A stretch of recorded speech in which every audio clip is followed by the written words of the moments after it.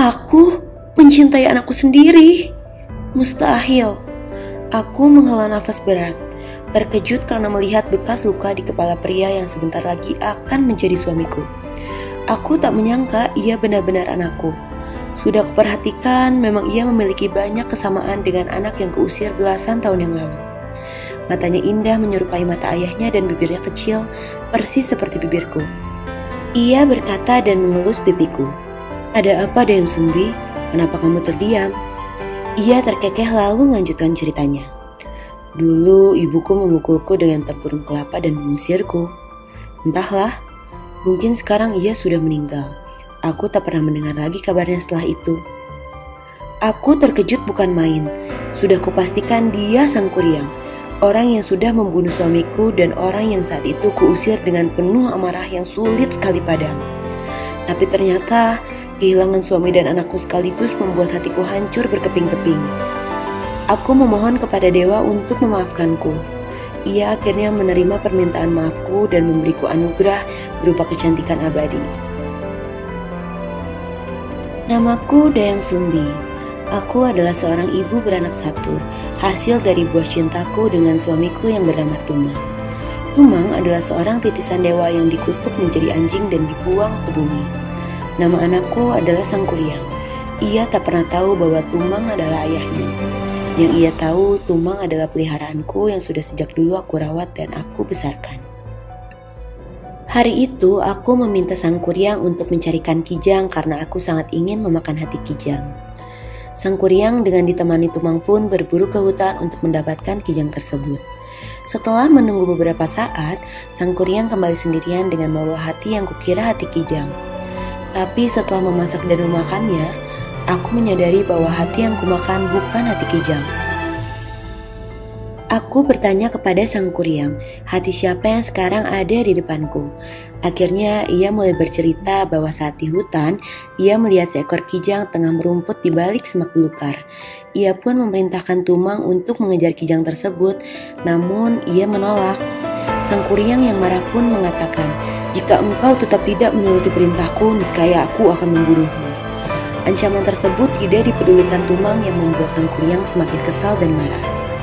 Ia pun akhirnya membunuh Tumang dan mengambil hati anjing itu untuk diberikan kepada aku. Betapa murkanya aku ketika mengetahui bahwa hati Tumanglah yang diberikan Sang Kuryang padaku. Aku yang sangat marah kemudian meraih gayung yang terbuat dari kempurung kelapa dan memukul kepalanya sambil mengatakan yang sesungguhnya, "Tumang itu ayahmu, Sang Kuryang."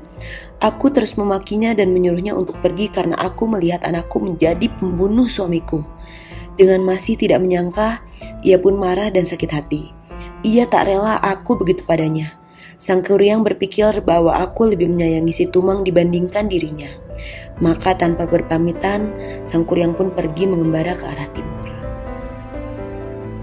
Setelah kepergian Sang Kuryang, aku menyesal atas perbuatanku kepada anakku sendiri. Aku memohon ampun kepada para dewa atas kesalahanku tersebut.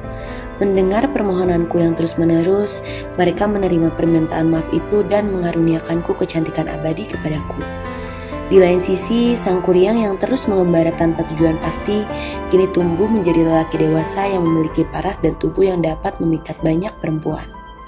Tanpa sadar, setelah bertahun-tahun lamanya mengembara, ia kembali ke tempat di mana dulu ia dilahirkan. Sang Kuryang berhenti ke salah satu pondok guna meminta air minum kepada pemilik pondok tersebut. Tanpa disadari, ia terpesona dengan kecantikanku yang abadi. Sebelum melangsungkan pernikahan, Sang Kuryang yang saat itu mengganti namanya dengan Jaka berniat untuk berburu ke hutan. Aku pun membantu calon suamiku untuk mengenakan penutup kepala.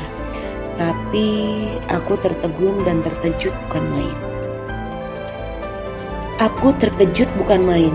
Aku harus membatalkan pernikahanku. Sebelum melangsungkan pernikahan, aku berkata kepada yang sejujurnya kepada Sang Kuryang, namun ia tak mendengarkanku. Ia bersikukuh untuk tetap menikahiku. Aku yang tidak bisa melakukan apa-apa akhirnya membuat syarat dan perjanjian yang harus ia tepati. Untuk menghentikan pernikahan itu, aku pun memberikan sebuah permintaan sebagai syarat untuk menerima lamaran dari Sang Kuryang. Aku mengajukan permintaan yang sangat berat, yaitu meminta Sang Kuryang membuat bendungan pada sungai Citarum dan di dalam danau tersebut terdapat perahu besar. Namun yang membuat permintaan itu berat karena aku berkata, sebelum fajar terbit, kedua permintaanku itu harus selesai engkau kerjakan. Tanpa ragu, ia menyanggupi permintaan dariku. Baiklah, aku akan memenuhi permintaanmu. Perahu besar berhasil ia buat. Semua yang dilakukan Sang Kuryang kemudian membuat aku merasa cemas karena pekerjaannya sebentar lagi akan selesai. Aku pun mencari cara untuk menggagalkan rencana pernikahanku dengan anak kandungku sendiri dengan memohon pertolongan para dewa. Setelah berdoa, aku mendapat petunjuk untuk menebarkan kain putih hasil tenunan. Setelah itu, aku berkeliling dan memaksa ayam jantan berkokok di saat waktu masih malam. Mendengar suara ayam sudah bersuara, para jin yang membantu pekerjaan Sang Kuryang pun sangat ketakutan ketika mengetahui bahwa fajar telah tiba. Mereka kemudian menghilang ke segala penjuru dan meninggalkan Sang Kuryang dengan pekerjaannya yang belum selesai. Tentu saja, hal ini membuat ia marah karena ia merasa dicurangi oleh calon istrinya sendiri. Kemudian dengan kekuatan saktinya ia menendang perahu yang tadi ia buat hingga jauh dan jatuh telungkup sampai menjelma menjadi sebuah gunung yang akhirnya disebut Gunung Tangkuban Parahu.